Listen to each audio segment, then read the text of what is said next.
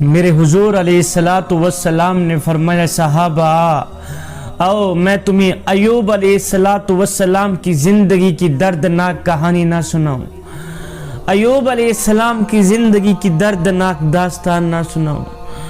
فرمایا جب ایوب علیہ الصلوۃ والسلام بیماری میں مبتلا ہوئے، ایسی دردناک بیماری میں مبتلا ہوئے کہ آپ چل بھی نہیں سکتے تھے، بیٹھ بھی نہیں سکتے تھے، سو بھی نہیں سکتے تھے۔ اللہ اکبر۔ ایک وقت تھا، مال تھا، مویشی تھے، آج کچھ بھی نہیں رہا، سب کچھ اللہ کے نام پہ قربان کر دیا، سب کچھ اللہ کے نام پہ وار دیا۔ آج بیماری میں مبتلا ایوب علیہ الصلوۃ والسلام بیٹھے ہیں، نہ چل سکتے ہیں، نہ سکون سے کھا سکتے ہیں، نہ پی سکتے ہیں، نہ سو سکتے ہیں۔ آپ کی زوجہ محترمہ ایوب علیہ الصلوۃ والسلام کی بیوی کسی کے گھر کام کرنے جایا کرتی تھی، برتن دھوتی تھی، کپڑے دھوتی تھی، شام کو اجرت لے کر حضرت سیدنا ایوب علیہ الصلوۃ والسلام کے کھانے کا بندوبست کیا کرتی تھی۔ نبی کی بیوی ہے، آج مشکل وقت جو آ گیا ہے، بیوی نے ساتھ نہیں چھوڑا، مال تھا، سب کچھ تھا، غیر بھی اپنے تھے۔ آج مال جو نہیں رہا، پیسہ جو نہیں رہا، اللہ اکبر، آج اپنے بھی پرائے نظر آنے لگے۔ اس مشکل وقت میں ایک بیوی تھی جس نے ڈٹ کے حضرت سیدنا ایوب علیہ الصلوۃ والسلام کا ساتھ دیا۔ ایوب علیہ الصلوۃ والسلام بیمار ہو گئے، دردناک بیماری میں مبتلا ہیں، کچھ کر نہیں سکتے، کما نہیں سکتے، اٹھ نہیں سکتے، چل نہیں سکتے، بس لیٹے ہی لیٹے ہیں۔ ایوب علیہ الصلوۃ والسلام کی اس نیک بیوی نے کیا کیا، غیروں کے گھروں میں جاتی تھی، کپڑے دھوتی تھی، ان کے برتن دھوتی تھی، شام کو اجرت لے کر اللہ کے نبی کے کھانے کا کوئی بندوبست کیا کرتی تھی۔ ایک دن نبی کی بیوی نوکری کر کے شام کو روتی ہوئی واپس اللہ کے نبی کے ہاں حاضر ہوئی۔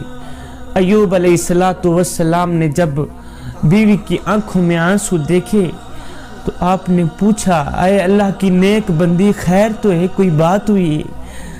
آج تیرا دل رو رہا ہے، کیوں رو رہا ہے؟ آنکھیں چھم چھم برس رہی، کیوں یہ سب کچھ میرے سامنے آ رہا ہے؟ بیوی عرض گزار ہوئی، اے اللہ کے نبی، جس گھر میں میں کام کرتی ہوں نا، وہ عورت مجھے باتوں باتوں پہ ڈانٹتی ہے، باتوں باتوں پہ غصہ کرتی ہے۔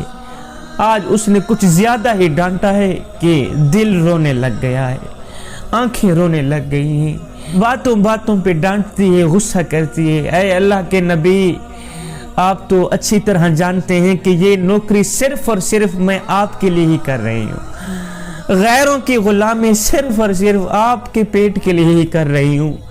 اے اللہ کے نبی، ایک بیوی ہونے کے ناطے آج میں آپ سے ایک عرضی کرنا چاہتی ہوں، ایک التجا کرنا چاہتی ہوں، خدا کے لیے میری بات کو رد نہ کرنا۔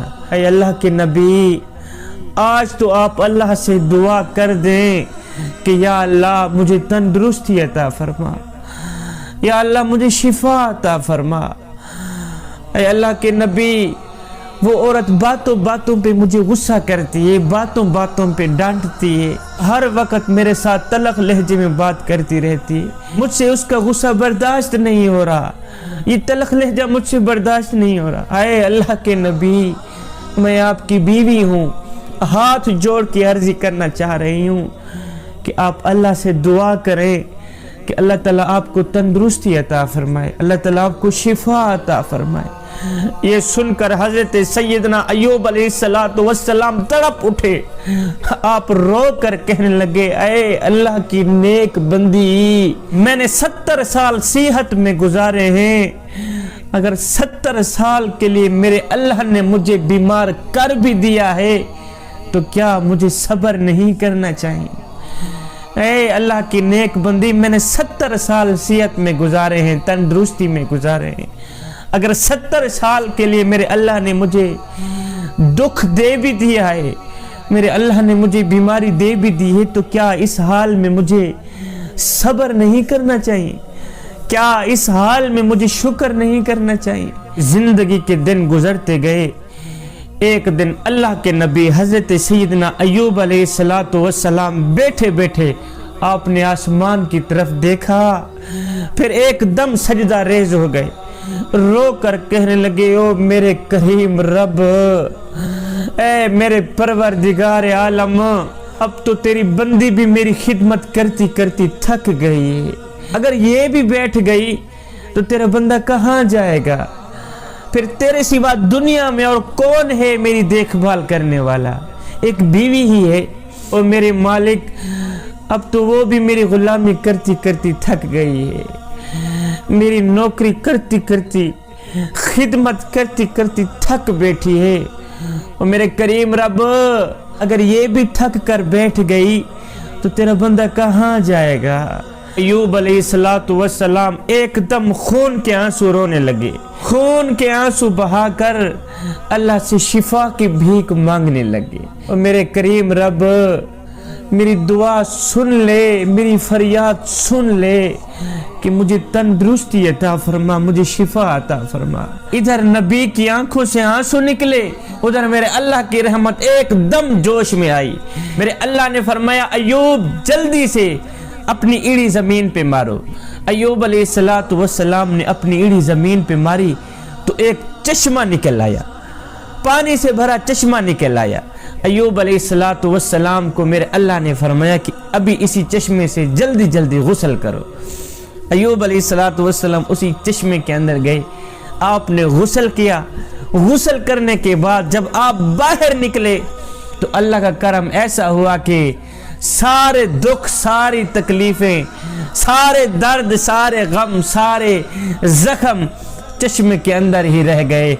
آپ جب باہر نکلے تو تندرست تھے، صحت مند تھے، آپ کو کچھ بھی نہیں تھا، نہ غم تھا، نہ دکھ تھا، نہ وہ زخم تھے، صحت مند جسم۔ آپ باہر نکلے تو میرے اللہ نے ایوب علیہ السلام کو جنتی لباس پہنا کر ایک سائڈ پہ بٹھا دیا۔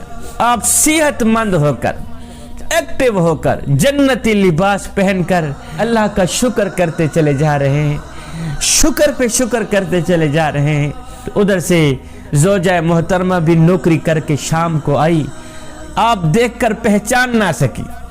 ایوب علیہ السلام کو اس حالت میں دیکھ کر آپ کی بیوی پہچان نہ سکی، پوچھنے لگی، ادھر ادھر بھاگنے لگی کہ میرا شوہر کہاں چلا گیا؟ وہ تو اٹھ بھی نہیں سکتا تھا، وہ تو بیٹھ بھی نہیں سکتا تھا، اور کہیں میرے سرتاج کو بھیڑیے تو اٹھا کے نہیں لے گئے، میرا سرتاج کہاں گیا؟